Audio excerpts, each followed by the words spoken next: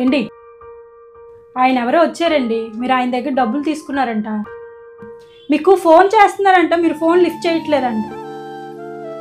ఒకసారి మీరు అతనితో మాట్లాడండి, ఇంకెప్పుడు అలా ఇంటికి రావద్దని చెప్పండి.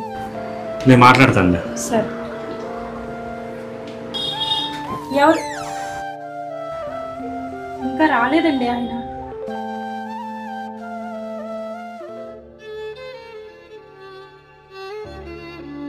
అతనికి ఫోన్ చేయలేదా? మీకు చేయమని చెప్పాను కదా. అతను మళ్ళీ ఇంటికి వచ్చారు. తలనొప్పిగా ఉంది, తర్వాత మాట్లాడతాను. ముందు వెళ్ళి టీ పట్టుకొని రా.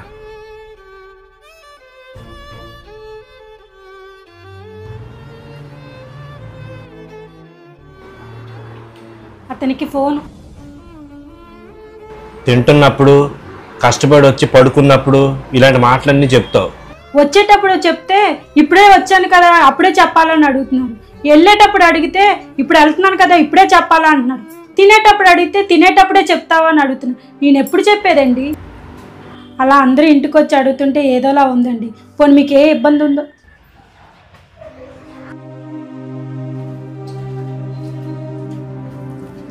వచ్చారా? భోజనం పెడతా. అతనికి డబ్బులు ఇచ్చాను, ఇంకెప్పుడు ఇంటికి రాడలే. ఏదో చిన్న డిస్టర్బెన్స్ అంతే. ఇబ్బందులు ఏమైనా ఉంటే నీకు ముందే చెప్తానండి. భోజనం పెట్టు. బయట పరిష్కారమయ్యే సమస్యల్ని కూడా ఇంటి దాకా తీసుకొచ్చి ఇంట్లో ఉన్న ఆడవాళ్ళని ఇబ్బంది పెట్టడం సరికాదు.